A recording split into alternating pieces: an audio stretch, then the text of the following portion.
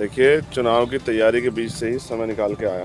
आज भी कार्यक्रम थे, लेकिन पार्टी के सीनियर लोगों ने तय किया कि आज नॉमिनेशन करना है, तो इसलिए उनकी तैयारी होगी, तो इसलिए हम लोग यहाँ नॉमिनेशन करने के लिए आ गए।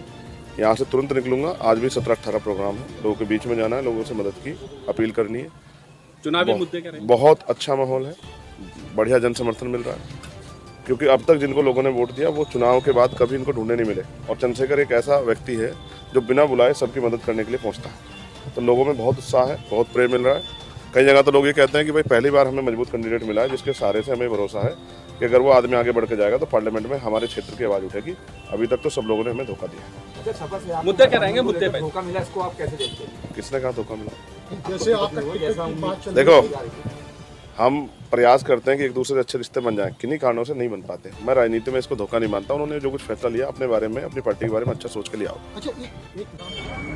बिजनौर में नामांकन कराने पहुंचे चंद्रशेखर आजाद।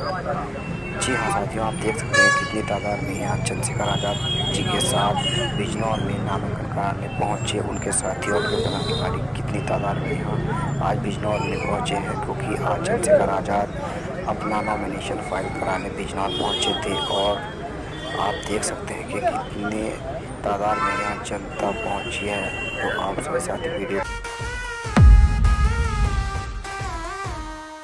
ये पैगाम है भारत के हर कंटेंट क्रिएटर के नाम। जय भीम जय भीम।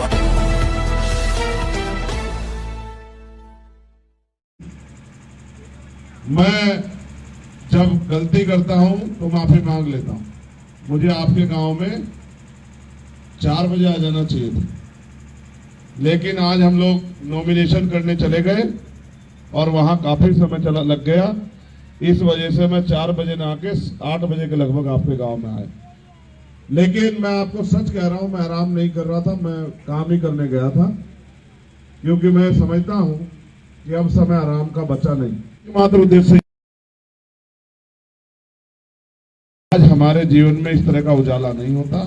आज ये मंच नहीं सजता, एक प्राइमरी स्कूल के मास्टर का बेटा इस मंच पे खड़ा होकर अपनी बात नहीं रखता, क्योंकि ये देश में तो राजा महाराजा राज करते थे और राजा की संतान ही राजा होती थी। बाकी लोगों को तो बहुत सारे अधिकार नहीं थे। लेकिन इस देश में एक ऐसा युग परिवर्तन हुआ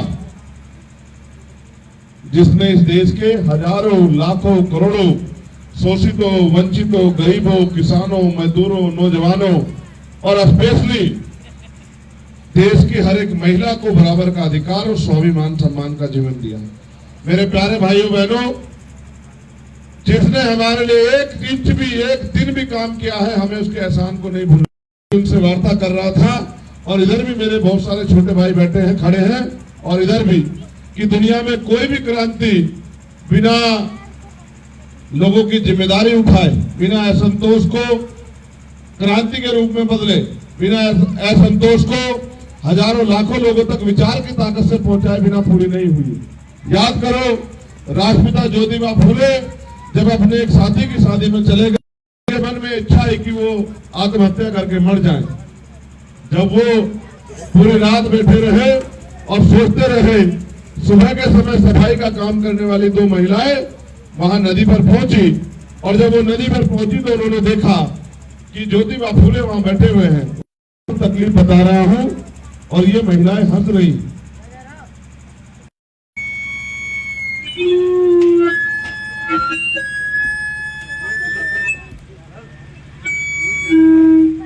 नहीं, हो जाएगा। अब बहुत अच्छा है कि आप चिंता मत करो। अब आप देखना भी मर नहीं रहे हैं, तो ज्योतिबा फुले को महसूस हुआ कि भाई इसका मतलब ये लोग पढ़े लिखे नहीं हैं, और पढ़े लिखे ना होने के कारण इनको यही नहीं पता कि अपमान क्या होता है और सम्मान क्या होता है। उन्होंने अपने मन में संकल्प किया कि आज के बाद मेरा जीवन इनके प्रति होगा, इनको पढ़ाने के लिए होगा। हर उस जाति वर्ग की महिलाओं को जो शिक्षित रही है, हर उस जाति वर्ग गौरिये को, शाक्य को, कुशवाहा को, निषाद को, मल्ला को, राजभर को, जाट को, गुजर को, सैनी को, विश्वकर्मा को, सैन को, चमार को, वाल्मीकि को, पासी को, धोबी को, कोरी को, खटीक को क्या कुर्सी में बैठने का अधिकार था? क्या डॉक्टर, इंजीनियर, आईएएस, आईपीएस, वकील, जज बनने का अधिकार था? क्या साइंटिस्ट बनने का, गांव का प्रधान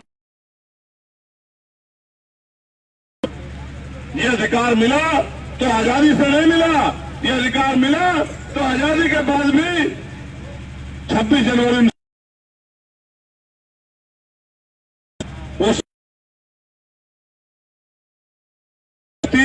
आगे बढ़ सकता है, पढ़ सकता है, डॉक्टर बन सकता है, वकील बन सकता है, जज बन सकता है। और यही संविधान है जिसने SC/ST के लोगों को रिजर्वेशन दी, जिसने मंडल कमीशन के जरिए पिछड़े वर्ग के लोगों को आरक्षण दिया। आप ये देखो, जब मंडल कमीशन का आंदोलन चल रहा था तो आपके आरक्षण का विरोध कौन कर रहा था? आप कभी इतिहास पढ़ के देखो तो आपको पता लगेगा। आप पढ़ के देखो कि जब राजस्थान में गुर्जर समाज के लोग आरक्षण के लिए सड़कों पर आए थे तो 74 गुर्जर समाज के बच्चों को, लोगों को, उन माओ की कोख सुनने करने वाली कौन सी सरकार थी? वो भारतीय जनता पार्टी की सरकार थी या कोई और सरकार थी? या फिर याद करो हरियाणा, ये तो लंबे समय सरकार में रहे, इन्होंने क्यों नहीं किया? क्योंकि इनको करना ही नहीं था। जिसकी कहते हैं ना, जिसकी समस्या होती है वही संविधान करता है। कहते हैं ना हम सफर से निकलेगा, ना हम नसी से निकलेगा, हमारे पांव का कांटा हम ही से निकलेगा। आप महसूस करो, जब सरकारी नौकरियां नहीं तो आरक्षण का क्या करोगे? आप लोग क्या करोगे आरक्षण का? ऐसे कितने लोग हैं जिनके घरों में RO लगा हुआ है पीने के लिए साफ पानी? अच्छा चलो ये बताओ, 4 पहियों की गाड़ी कितने घरों में है? ठीक है,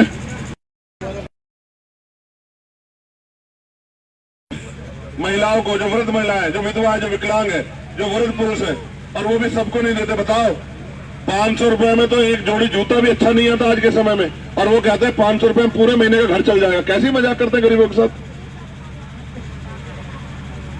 कितनी ऐसी बहनें होंगी? अच्छा ये बताओ, आप में से कितने लोगों ने हवाई जहाज में सफर किया? बताओ,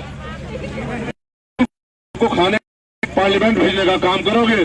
मैं आपसे फिर कह रहा हूं, आज हर कोई पीड़ित है। जितना जल्द शेखर आजाद, उसके साथी, उसके भाई लड़ रहे हैं। मैं आपसे अपील कर रहा हूं, आने वाली 19 तारीख को जब आप अपना लोकसभा का वोट डालने जाएं तो अपने कीमती वोट को, हमारा निशान क्या बताओ?